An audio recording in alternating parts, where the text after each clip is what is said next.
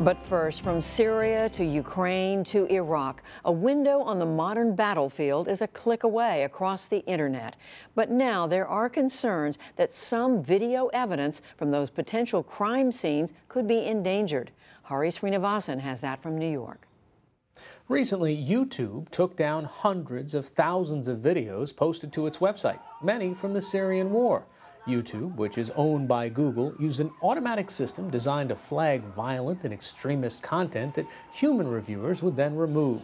But researchers, legal experts, and those watching the Syrian war closely pushed back. They said in some cases YouTube was removing potential evidence of human rights violations carefully cataloged over years. YouTube relented some and said it made the wrong call. They're working to restore substantial amounts of that material. To explore this issue, I'm joined by Stephen Rapp. He's the former U.S. Ambassador at Large for War Crimes and is now on the board of Physicians for Human Rights. And Izzy Lebowski, a senior writer covering national affairs and technology for Wired magazine. First, I want to start off with you both. Stephen, you first. What do you think of what happened when YouTube pulled down these videos? Well, I think it's very unfortunate. This is primary evidence of massive violations. Physicians for Human Rights has documented almost 500 attacks on medical facilities, more than 800 doctors and medical personnel killed, and in enormous number of incidents and enormous number of facilities. And to build the evidence for these cases, you really need to see the pattern of all of it. Removing it, I think, eliminates what's needed in the future if we're going to have accountability, if we're really going to, in the future, begin and again enforcing this norm that protects humanitarian workers, protects the health of innocent civilians. Izzy Lebowski?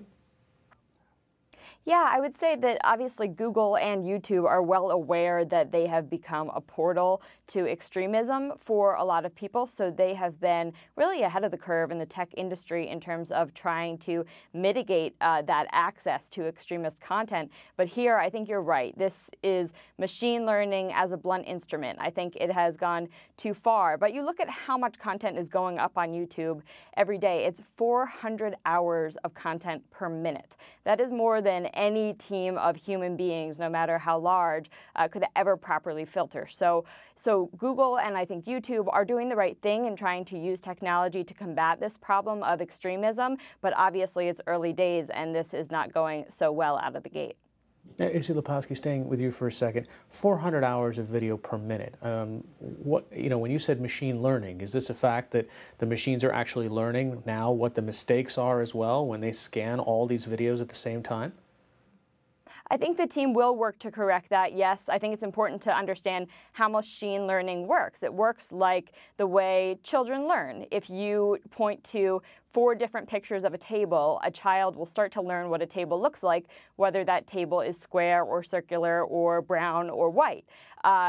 These systems work similarly. They are fed with tons of content about what violent imagery looks like, and they start to learn over time how to detect it. And then when they encounter new imagery, they make a decision and they say, is this violent, is it not? And YouTube has reported that its systems are flagging far more content than human beings are. In fact, the majority of these videos are coming down without a single human being flagging them. So obviously, the machines are overcorrecting for this problem. And I think that now that Google and YouTube are aware of that overcorrection, they will work to fix those systems. But it's going to be an ongoing process, of course. Stephen Rapp, you touched on this just a little while ago, but the crucial nature of this evidence, the fact that you're starting to draw patterns together from airstrike after airstrike.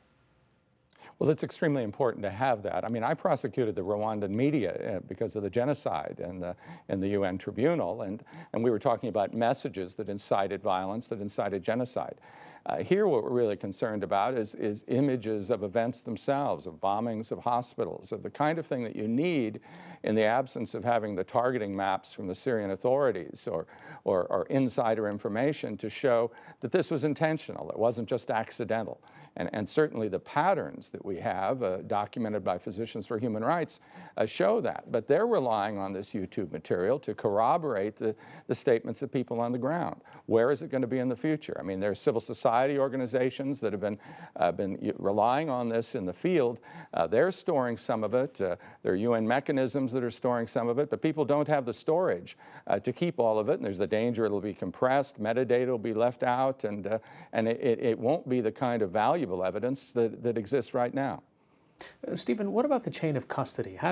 When somebody's making a case in front of a tribunal, how do you know that this video was legitimate, that this airstrike happened in this particular place? Well, I've dealt with other kinds of material. I mean, to a large extent, some of this material can be self-verified. I mean, the material itself may contain metadata that can be analyzed, and you can determine whether it's a composite. If it's taken at different seconds, different minutes, and put together, that's going to show up. And you're going to also see information sometimes about GPS, sometimes about time of day. And you're going to get several of these things together, and they're each going to fit together from independent sources, and you're going to have people on the ground. And so all of those things together can give you a reliable picture of what happened. It's not quite like a bank robbery where the police are there the minute afterwards and putting up the yellow tape. You've got to put these things together, and courts are able to do that. But we're going to lose the raw material, and it's going to be much harder to prove. And the Syrian victims who really do feel themselves abandoned. 500,000 killed, people tortured to death in government custody, poison gas, and then this attack on medical facilities that violates rules that have been in the Geneva Conventions for 150 years. And they see this being taken down by machines as if to say their suffering didn't matter.